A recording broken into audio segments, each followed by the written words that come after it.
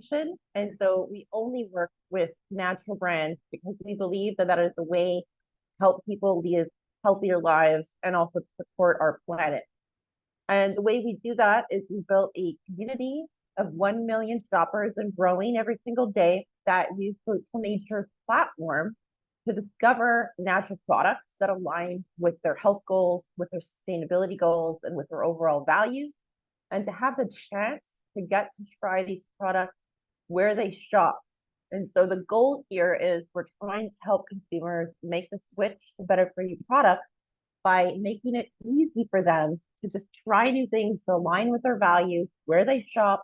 And as we all know, driving trial is a wonderful way to acquire new customers. If they like your product and they're the right consumer, it's highly likely that they're going to buy it again. So that's why we exist. And today we're here to talk about product launches and how to be successful in product marketing at retail. That's what Social Nature does. That's kind of our how. So we help brands validate their products before they go to market. So if you're trying to get some feedback on a new concept or packaging or understand trends in a category, we're able to help you in that capacity, as well as to get data to support your retail buyer meetings and support new listings. So Monique will speak a little bit about her experience leveraging that type of data in this presentation. So this is a Social Nature 101 and a retail launch success playbook here. So I'm giving you a little overview of what we do right now. And then from this, we can drive that trial at retail. So geo-targeting is a big thing that Social Nature does differently than any other platform right now. We can geo-target very specifically right at your store count. It doesn't have to be nationwide distribution. As long as the store accepts the manufacturer's coupon, we can drive trial at that store. And we also want to help brands drive loyalty and then expand once they start to get traction. Maybe you started in Whole Foods or Sprouts, and then you're starting to get new listings, perhaps your first Kroger food divisions or something like that. We help brands from early stage to high growth to establish, basically acquire shoppers at retail.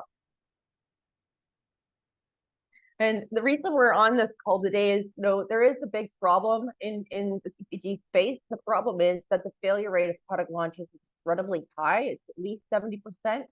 And it's tough. It's very hard. We put a lot of effort into getting our products on the shelf, into R&D. Monique would know about that. She's leading R&D as well. And there's challenges with that.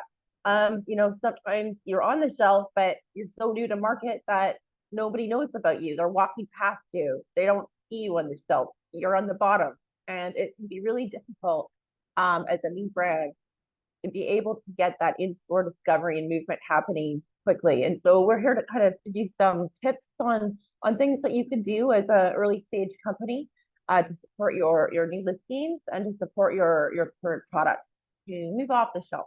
So that's basically what we're going to do. So talking about some tips on getting ready to get on the shelf, how we can move our units off the shelf, and then what are some things we can do for expansion, and what is the role? This is a very important part that consumer data and authentic feedback can help. How can that help you build the right products that people want in the first place and expand your business? So that is our topic and discussion today. Let's start with getting ready for your retail launch.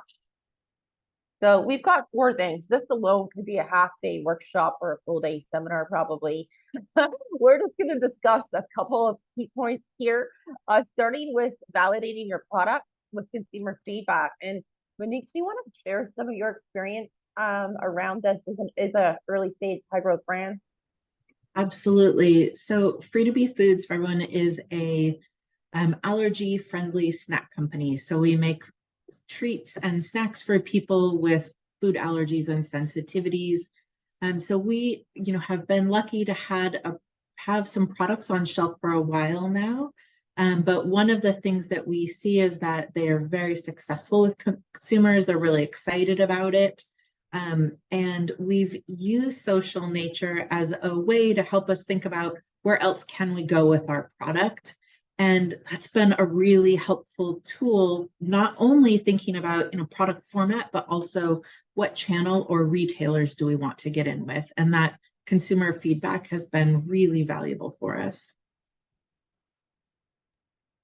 Thanks for sharing, Monique. So just Mhm. getting that feedback before can also help us to validate our target sales channels as well. Like one of the things, and this is just an important consideration, it's kind of common sense, but it's also one of those things that when we're running hard and we're in that sort of growth phase, sometimes we don't get the chance to really pause. And the invitation here is to be really conscious about when I'm going to go into a sales channel, is my product aligned with the shopper base?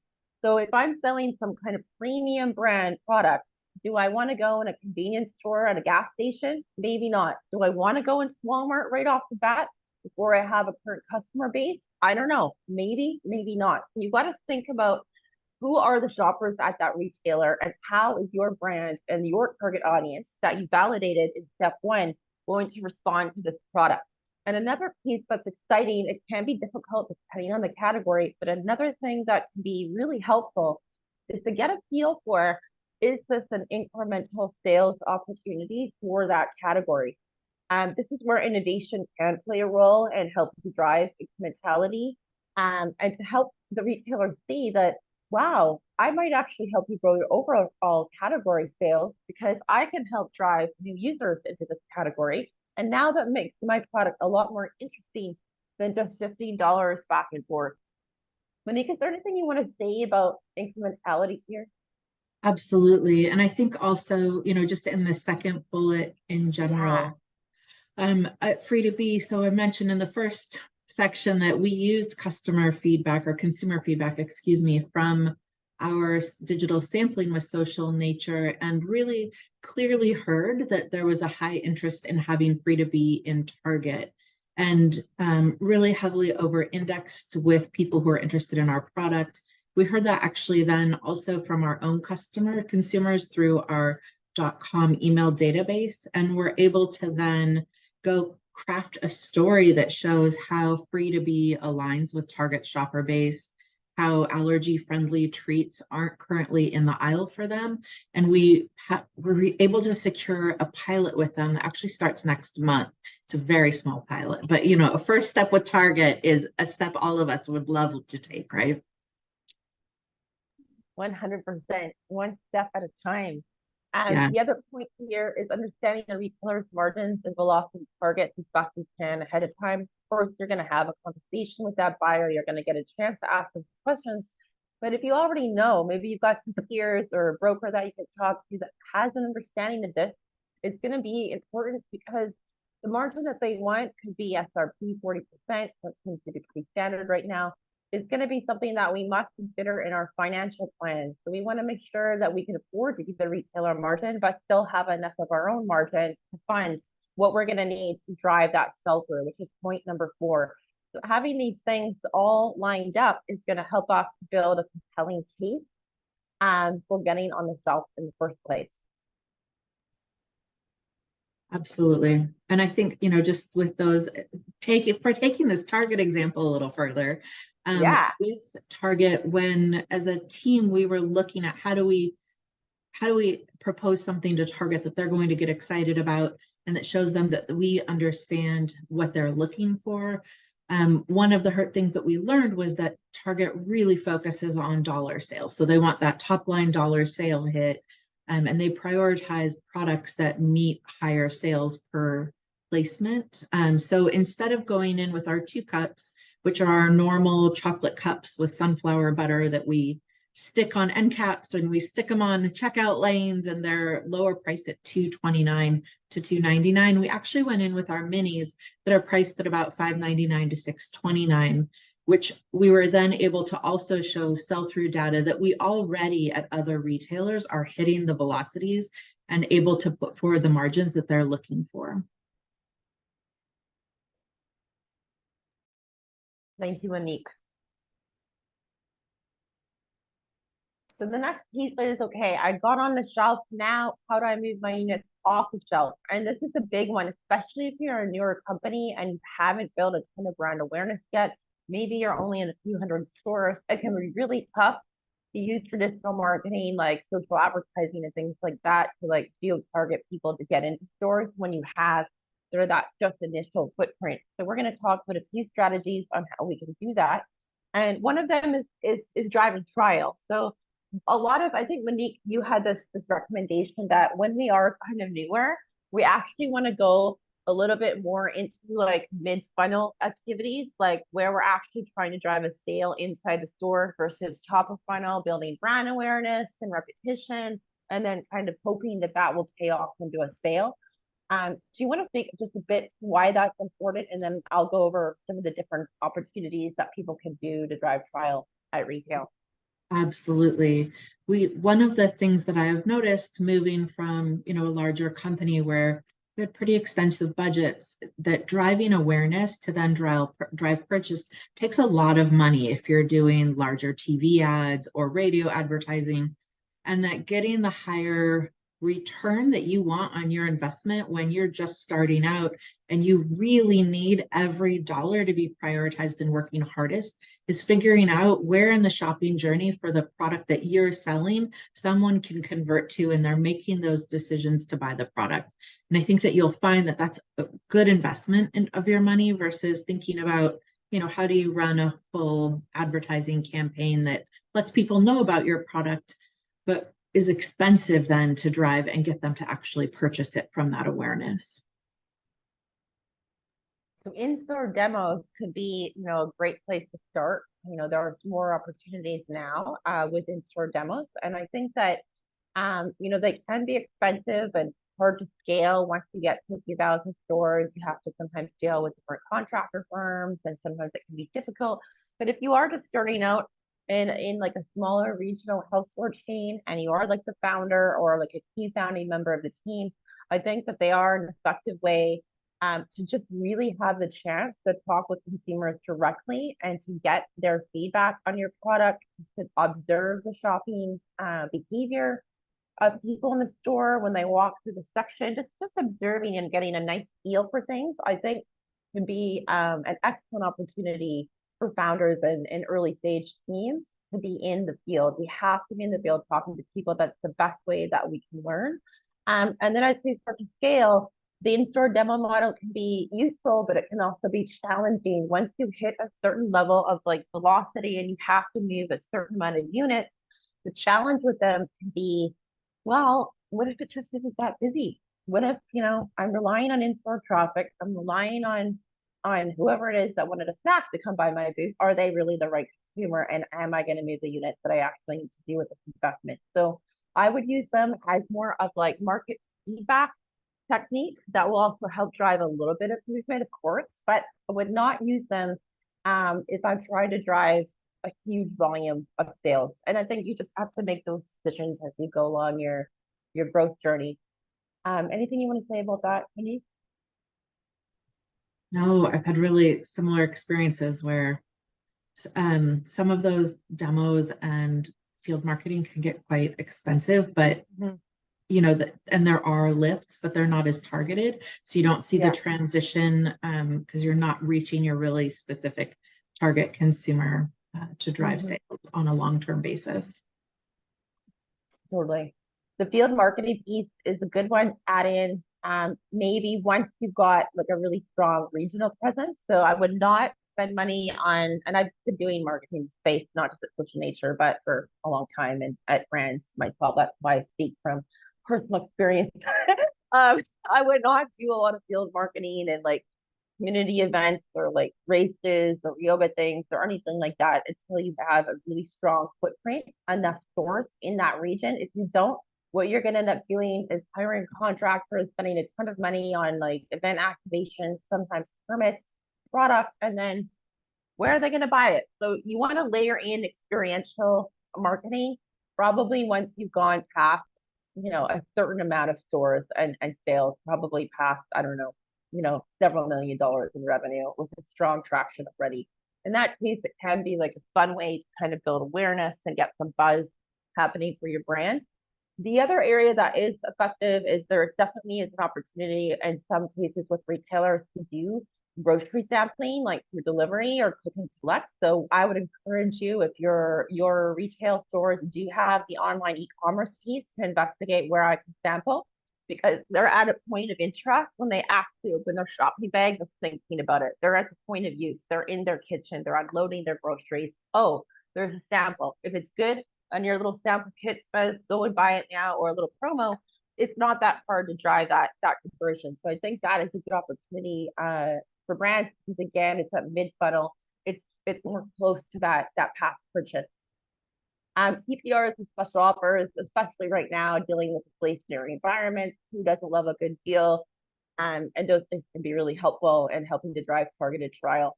I don't know if you have anything you want to share on that, Monique, that's like worked really well for you. You know, always use TPRs and price offers, coupons, right? They are so helpful and they really will drive trial. When I worked at a larger company and we did marketing mix analyses, you always see that those price promotions at retail are some of the highest returning tactics, but they definitely bring in consumers who are shopping on deals. So you want to make sure you're not over investing it, and it's a balancing act between how do you leverage a price promotion versus over investing in it and start subsidizing your sales. Thanks, Monique. And then the other way is through digital sampling. And that's what 𝐿_SOCIAL_NATURE does. So I'm going to just share, like, well, what is that? I'm sure some of you have heard about it, kind of been talked about now for a couple of years. And basically what that is digital sampling is just simply driving demand online first. So taking advantage of like the online search and discovery for products. So whether you're working with 𝐿_SOCIAL_NATURE or not, you can try to do this yourself by doing SEO and driving traffic to your site. You can select emails, and then once you select the emails, you can start to learn about the people that have come to your site. You might want to ask them where they shop. You might want to ask them, what their health goals are, and then from that demand that you've created, you can then geo-target them and send them to stores. Now, it takes a while to build a community. 𝐿_SOCIAL_NATURE's been around for almost 7 years, and we've got 1 million people, so it takes time, right, to build a community and money and stuff like that. And so we have a community of 1 million shoppers, and we will do like demand generation for you, included in our program.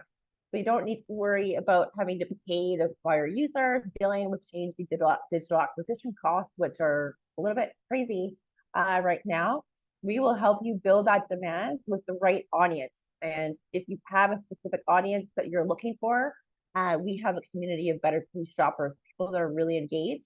And from there, people will be invited to go to stores they already shop at. Again, we're not doing, kind of this like push marketing, it's pull. So people put up their hand and they opt in to try your product, and they need to fit your target audience and also already shop where you sell your product. So that way, when we do this trial, we're getting people that are actually shopping at the store. They've already opted in, so they're much more ahead in terms of engagement, and they're having a shopping experience. But I know it kind of sounds like, okay, yeah, but when you think about it from a psychological perspective, we're facilitating the behavior that we want. The person went to the store, they looked for your product, they saw where it was on the shelf, they put it in their basket, they checked out, they consumed it, and so now they know where it is. They've done what we want them to do. If they like the product, behavior we want has already been established, and then they will give us feedback, product reviews, and help us understand how do they compare it to their current brand if they're buying that brand, or is it incremental? This is their first time buying in that category. Would they buy it again? So we're going to talk a little bit about the data that we get as part of the 𝐿_SOCIAL_NATURE 101 component of this particular webinar today. So that's the other piece here, is from 𝐿_SOCIAL_NATURE, you will get insights, and we'll go into that in more detail. Okay, so let's talk about expansion and innovation with what I'm calling the voice of market. Voice of market being the consumer voice. So we've done our hard work to validate our product. We have done some kind of initial research. We've gotten on the shelf successfully. We've started to build a bit of an engine of driving units off the shelf. Now we want to start to see, like, well, what is the feedback from these products, and what can I use for data to help me understand, like, do people like them? Why do they like them? How can I grow more of these? And also, what other products should I maybe build? So there's a whole bunch of different ways that we can use consumer data to inform growth opportunities. And we have 6 of them here. We don't have time to talk about all of them. But let's maybe start with like where people often will look if they have the budget for it, which is POS data. Do you want to kind of speak to how you've used that or? Absolutely. Point of sale data is so valuable and it can be so expensive.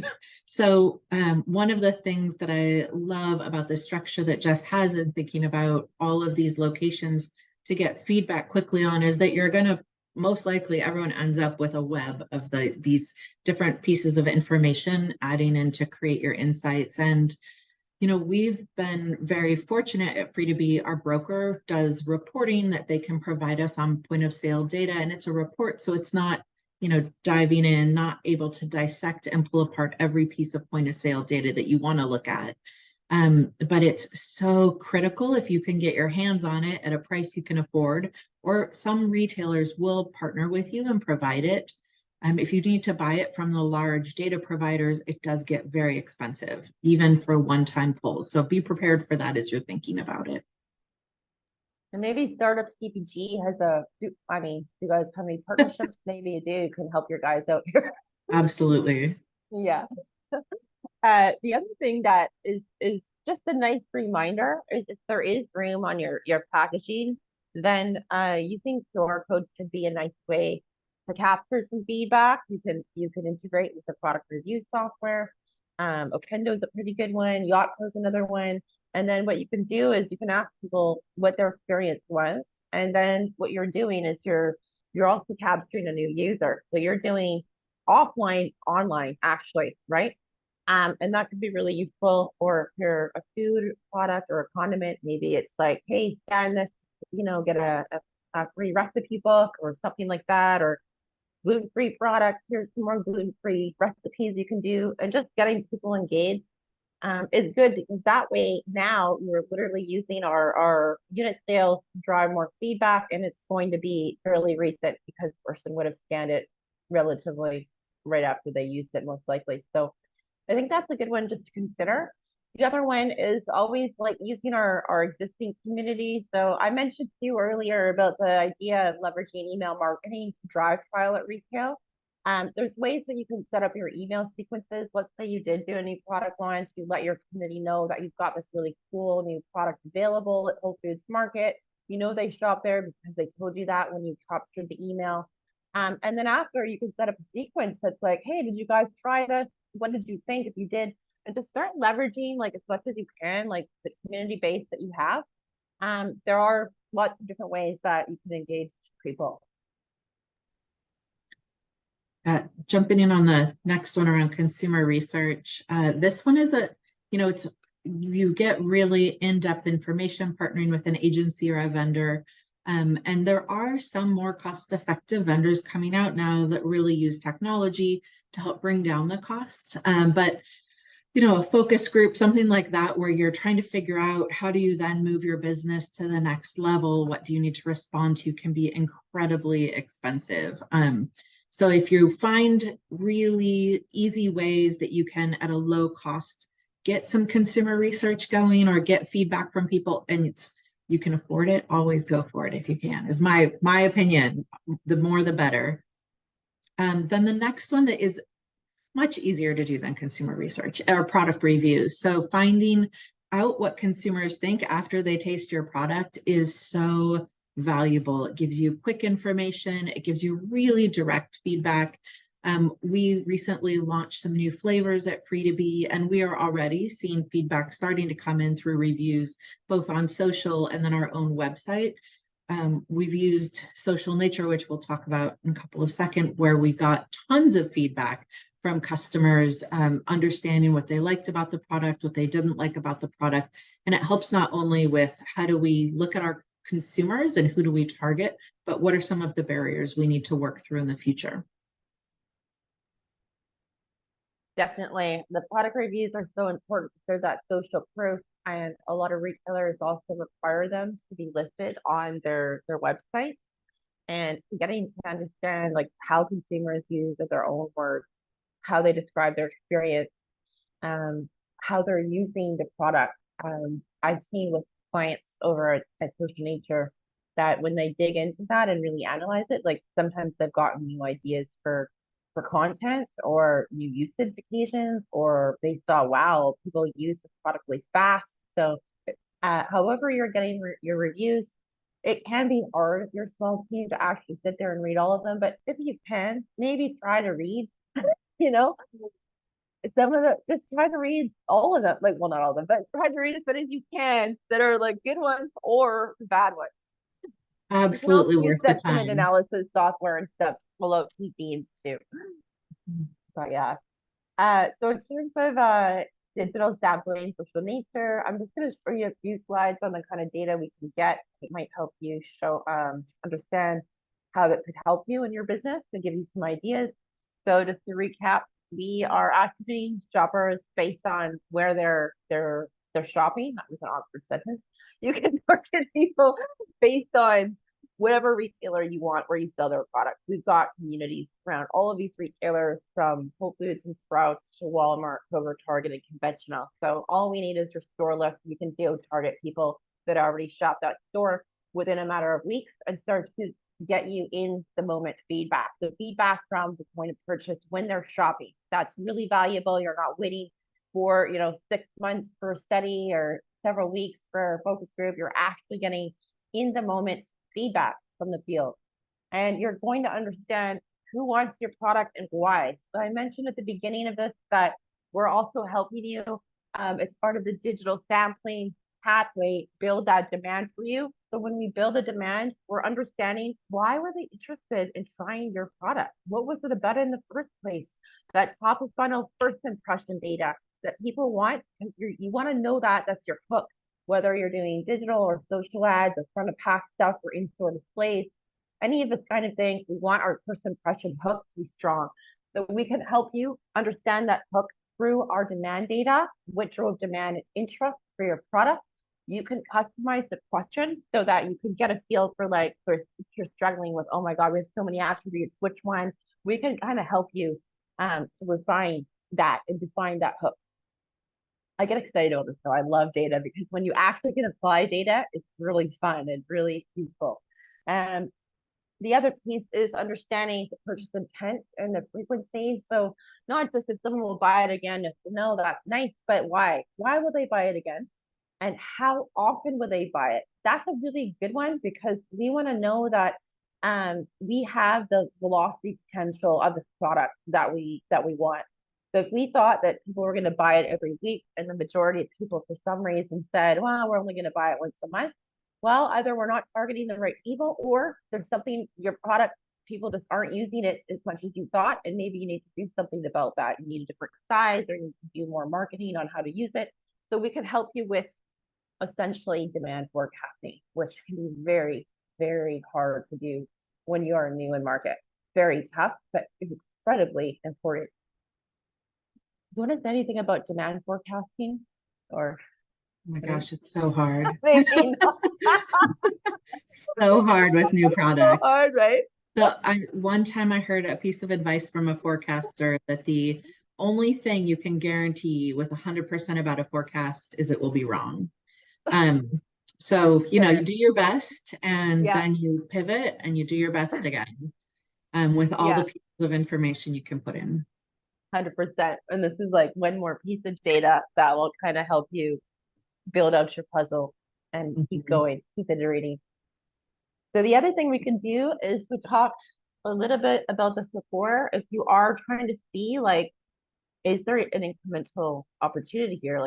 Maybe you don't know. You have no idea. You didn't have a chance yet to do a lot of in-depth research. Well, as part of the digital sampling program, social nature, we can understand if people are buying this product in addition to what they already buy or if they're new to the category, or if they're replacing, switching from A to B. And depending on how those numbers show up, we don't know what it's going to be until we get here from the voice market.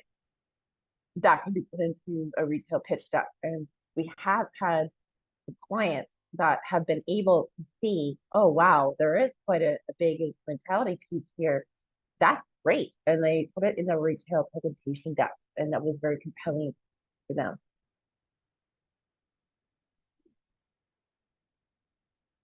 The other piece here, we could talk about all these different ways to use the data all day, but just a couple more key ones I'm going to talk about is the usage occasions. So how are people consuming the product?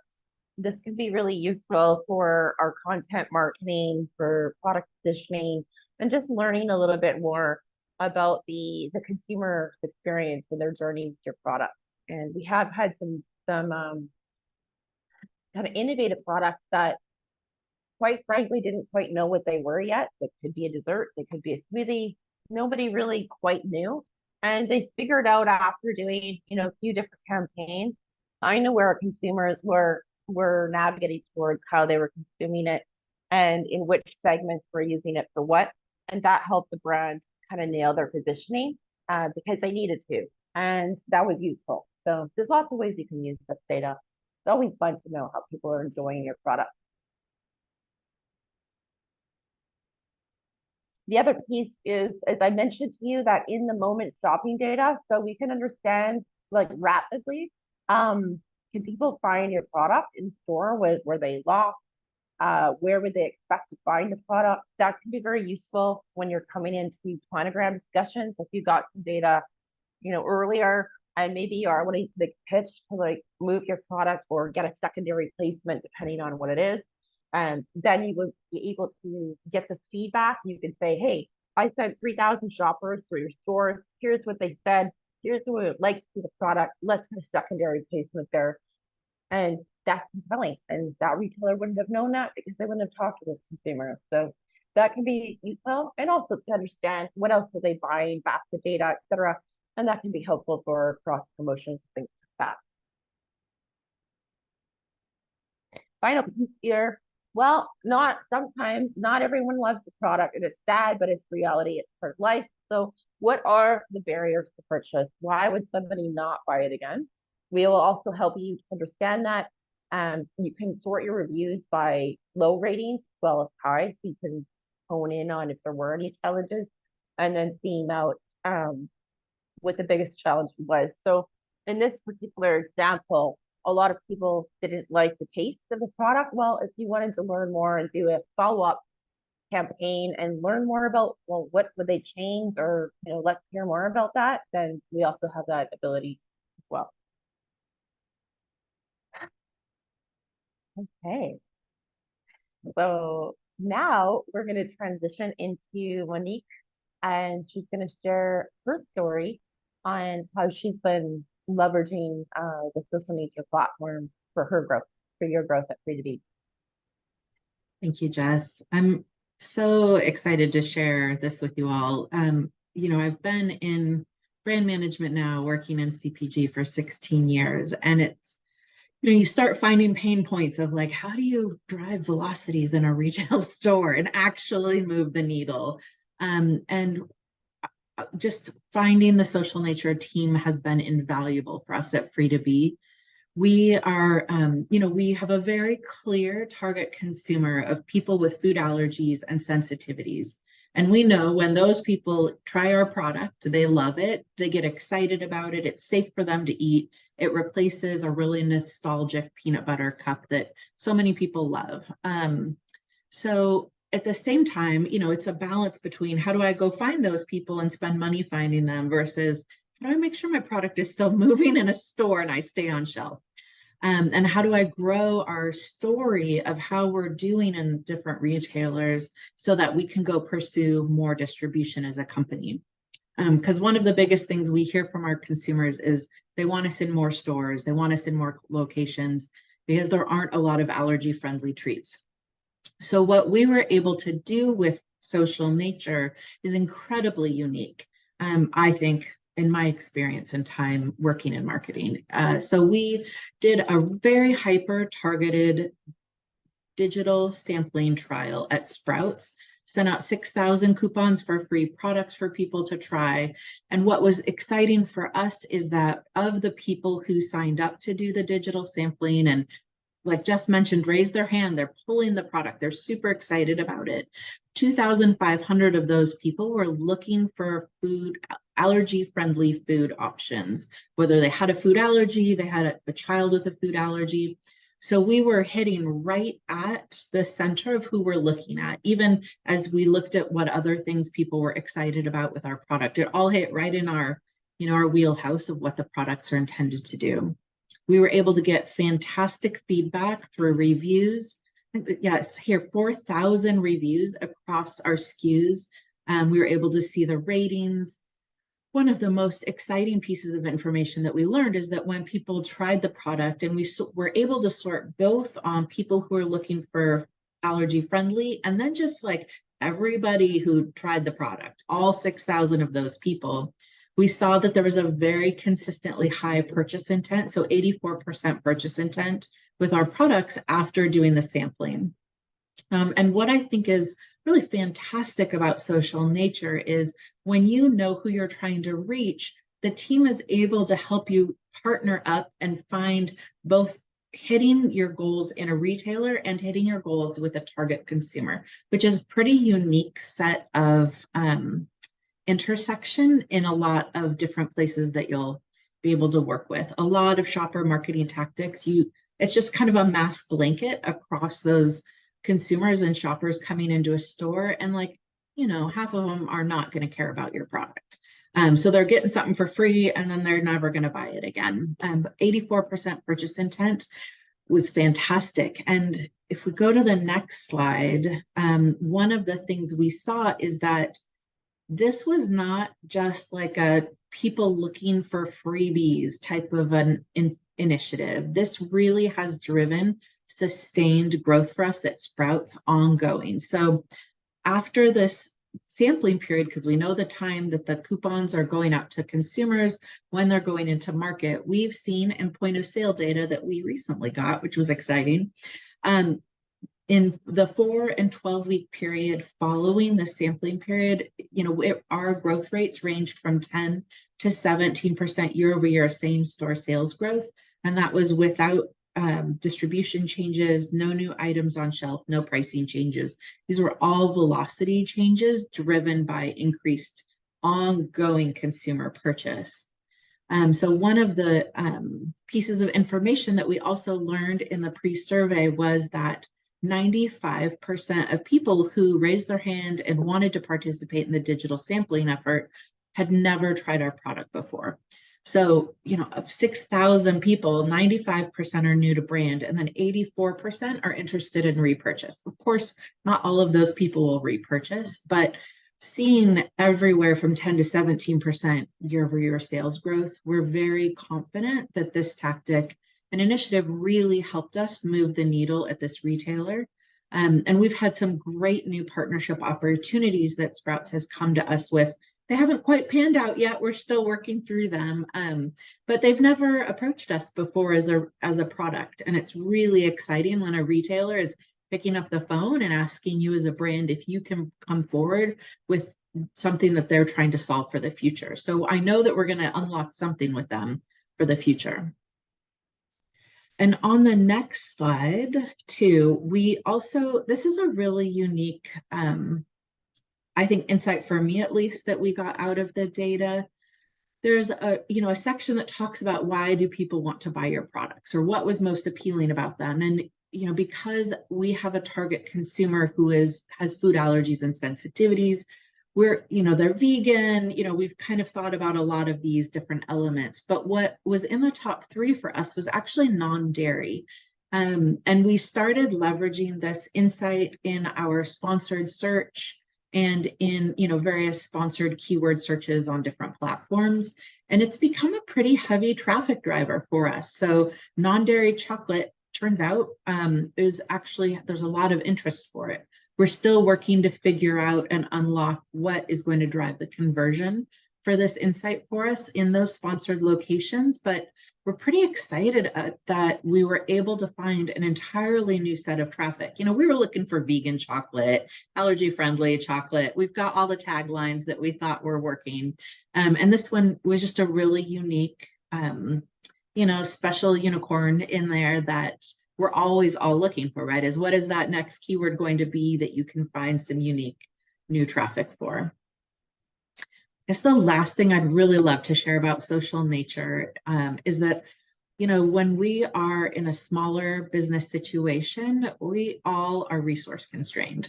And it is me that does marketing and R&D and .com sales. I work with agencies and am really fortunate to work with some part-time consultants, but you know, I don't have the bandwidth to do really time-intensive programs. I need programs that are going to deliver for me, and they're going to be easy, and they're going to move my business forward. And if they don't meet those, then I just can't redo them. And one of the most, for me, kind of side benefit of working with Social Nature was how easy it was. The team at Social Nature is incredibly proactive. They're very planful and very organized. So when I came to them and said, here's my goals, what would you recommend? They came back to me and continually refined how we would put together an initiative and a plan together to really hit my business needs. As things pivot, because they always pivot, they've been right there with me, part of the team, to come back with new ideas and suggestions to really determine what I want to see happen in market through this program. They are like the second thing to know, project management. I could not believe it. It's just fantastic. You know, the first time I talked with the team, I thought, oh no, what did I get myself into? I'm going to need to make like all these coupons, going to need to get out all this sampling product. I'm not sure I'm going to even be able to keep this clear in my head, what I need to do. And they came back to me with this checklist that I just went through. They brought survey suggestions. They worked through it. They helped me with looking at the data that's coming in afterwards. They're proactively were setting up time with me, making sure that I was tracking and following where my data was coming in, when the reviews were coming in. It's just been fantastic. And having a partner that you can, you know, count on to do those things is really rare. So I wanted to make sure that you all were aware of this side, because it is easy to start working with a vendor and not have it go very easily. And that was not my experience with this team. So we had fantastic results on the business, fantastic consumer results. And then it was just like a pleasure to do the work too. It wasn't too big of a lift. Those were the big four things I wanted to make sure everyone was aware of our time with Social Nature. Thank you, Monique. It just makes me happy hearing the impact that we're making together. So just recapping before we head into the Q&A, and 4 key things to keep in mind when we're doing our launches, new listings, new products, new regions, just being intentional and doing our best to like take the time to really plan ahead.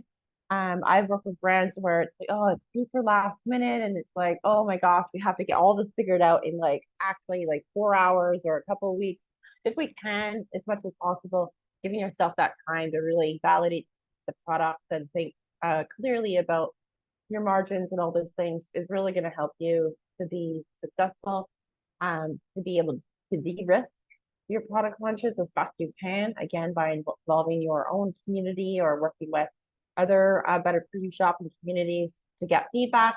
And then not, you know, using the product reviews, whether it's from Social Nature or your own reviews, can really go a long way in terms of validating product, helping with retail pitch decks to show, hey, people really love this product, and also helping you to find new ways to expand in your line and your sales.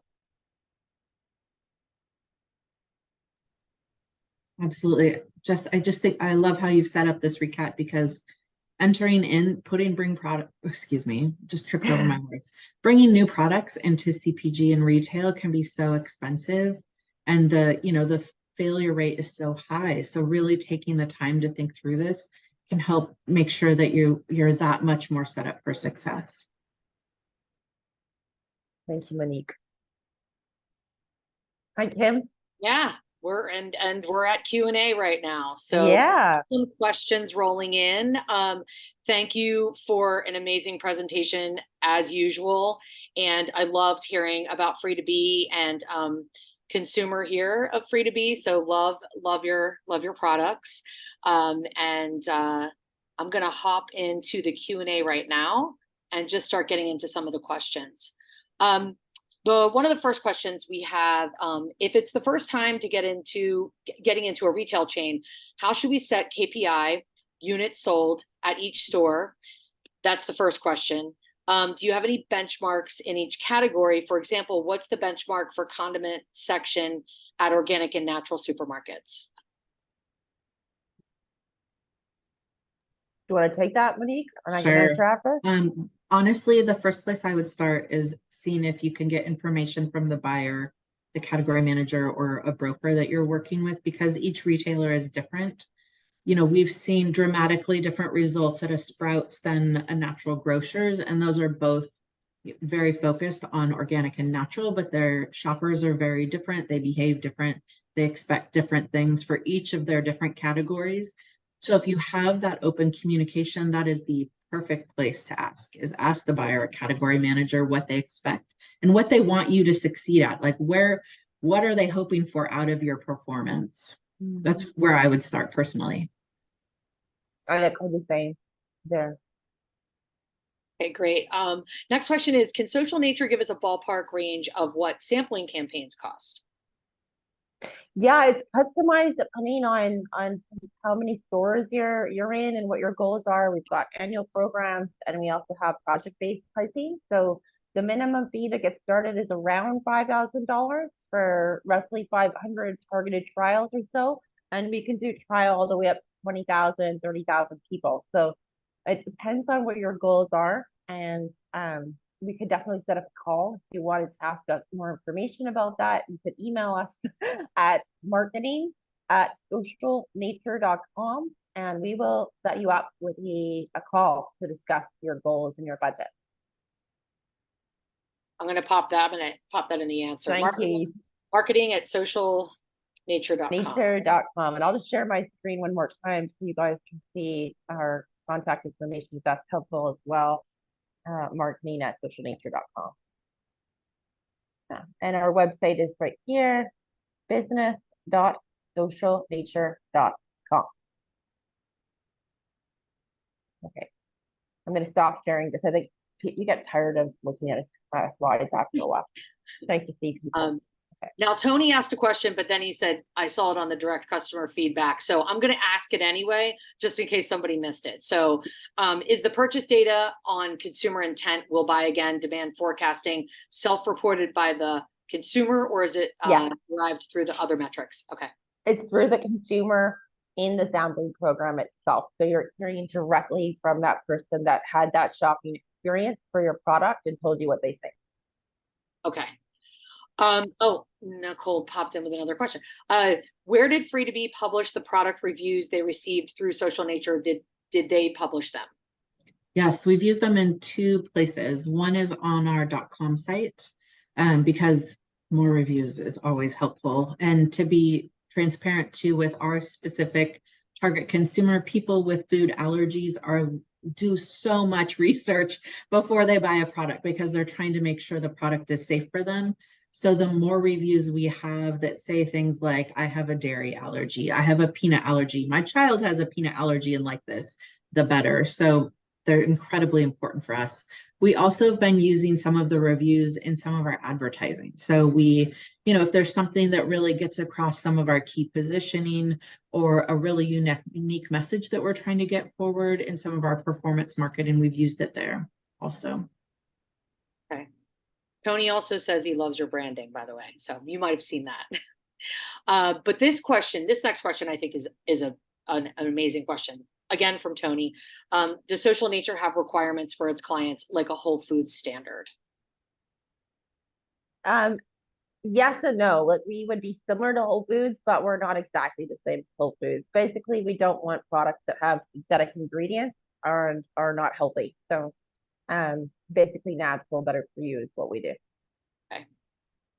How can you use Social Nature to gain shopper feedback on innovation before the product is on shelf? Yeah, so we can do concept testing. So if you're interested in that, you can email us at marketing@socialnature.com, and then we can show you how it works. It's pretty straightforward, but like with the sampling in the store, we'll also build up a population for you, and we'll get their feedback through surveys. We can show images and different packaging designs and things like that. And if the product is finished good and it has gone through the regulatory requirements, another tactic that you can do is we do sampling direct to home. So I have had some brands that started as like a D2C company, and they would then ship the product directly to the consumer's home, use the same mechanism of getting feedback, and then get feedback on where they'd want to buy it. So for example, let's say I'm like I don't know, coffee pod company or something, and I'm trying to get into like Whole Foods or Walmart, we could target people that already shop Whole Foods or Walmart, send the coffee pods directly to their home to try it, and then we could go to Whole Foods and say, hey, we just did sampling with 1,000 Whole Foods shoppers who are already in the category. They're really excited about this new product. They would like to see it on your shelf. Here's why they would buy it. Here's how often. Here's the top 3 flavors or whatever they like. So put these 3 SKUs up first, and we can help you to do that. I hope that was helpful answer, maybe a little longer than you expected, but yes, 2 ways. If you're, that's weird. It's making this weird thing on the camera. Anyway, really weird. 2 ways. Number 1, survey, concept testing, feedback. And number 2 is sending the finished good direct home for feedback. If it's already gone through the regulatory step you have to do. Thank you, Jessica. And do you need a POS data before using Social Nature? And if so, at what level? No, none. That's actually one of the main reasons brands work with us is they can't afford the data, or they have POS data, but they have no idea why the product is going up or down in sales. So we essentially get you the why behind the purchase. And Monique might you want to add to that? Absolutely. Yeah, I only got point of sale data recently because we got a report from a vendor. Before that, we were actually looking at shipment data. So this presentation on results was originally going to tell you about our shipment data and the increase in shipments that we saw through the distributor over to Sprouts, because we didn't have that, but we definitely saw an increase in shipments. So you can use shipment data, you can use the data you have available to you. And, any way that you use to measure your business, you can utilize that to help you see the impacts and make sure that you feel really good about the programs that you're setting up and executing. Okay, great. Any other questions before we wrap up? Have about 2 minutes left, so feel free to throw those in the Q&A. Anything you would like brands to know, like just. I know a big question, and many times that would come up would be, yes, the recording will be sent out. Yes, with everything. Is like, what's the level of getting started with you? Like, how many stores? Like, if I get into Sprouts, is that a good time to contact you? Like, when is it a good time to start a relationship with you? It's always a good time to contact us. We are here to help emerging brands win in the marketplace. We can help you to do pre-market testing, as I mentioned. So if you are looking to validate your product before you go to market, even if you're just at the concept packaging stage, I would highly recommend you reach out to us, because we can really help you to inform your product positioning. And as I mentioned before, we can target by retailer. So if you are thinking, okay, I think I want to go in natural first, that's what most brands do, Whole Foods and Sprouts, we can literally get you like Whole Foods and Sprouts shoppers active in your category to give you feedback on your new concept before you spend a bunch of money trying to get on the shelf. So that would be number 1. So we can help everybody that way. And then in terms of like the trial at retail, getting people to go in the store and pick up the product, usually we're looking for like a minimum of like 200 or 300 stores or so, and they have to accept manufacturers' coupons, right? So a couple regions of Whole Foods is great. To your point, Kim, if you're getting listed at Sprouts, awesome time to give us a call. If you're starting to get, a couple of listings or a couple of regions of a Walmart or a Kroger, yes. If you're in Publix, I've heard it's a little tough to work over there with demos and stuff. We do trial at Publix, same thing with H-E-B, Wegmans. So yeah, 200 stores and up for in-store. And then anybody that wants pre-market stuff, we can work with you. We'd love to work with you. Great, awesome.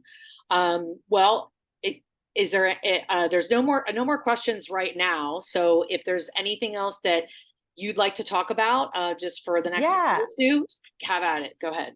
What I would say is our whole team is going to be at Expo East. So we would love to meet with you. We've got a whole Social Nature crew going down there. So you're welcome to call us before right now. Like I said, you can email marketing@socialnature.com and we can connect you. And you can also set up a face-to-face with a member of our team. They can look at your products at your booth, for example. They can give you feedback based on what they know in our categories and our consumers. And we, face-to-face is always nice too. So please do, if you want to meet us either online or offline, we're here to chat. We have one more question. Okay. So, would you recommend using Social Nature before demos? It's a good question. It's a very creative question. I like that. I would myself, and it's not because I work here. Okay, please, it's not the reason. I would because of the data. It's very tough to get the type of data and targeting that we can do here, in an in-store demo. The other thing is it's hard to know in an in-store demo how much traffic is going through that store. It's unpredictable. How many shoppers are going in there? Are they the right shopper for you? What do they think? Would they buy it again? Is the demo person properly trained on the brand and key messaging? That's a big one. If that person does not tell your story properly, I've literally had vegan burrito people saying it was meat and stuff like that.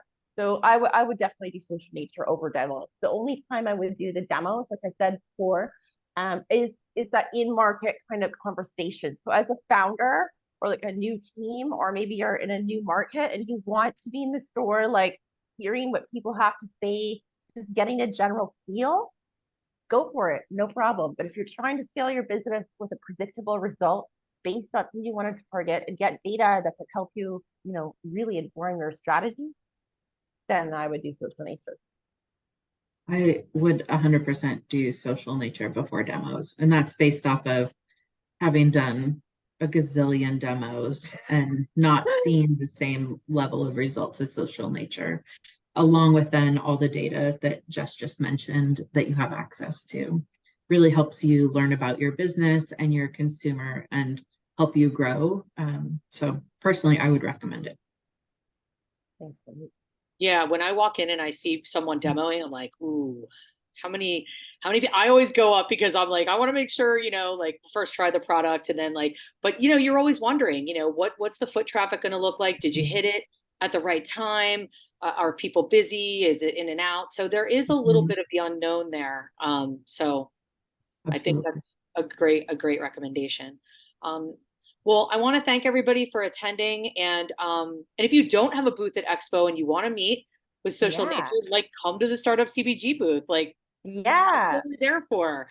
And that's a perfect spot to come and take a load off and have a quick meeting. So I just want to open that up.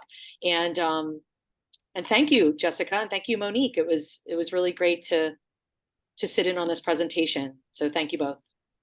Thank you, everybody. Yeah. Thank you, Kim, and thank you, everyone, for having us. Yep. Thank you so much. Good night, everyone. Good night, everybody. Bye. Bye. Bye.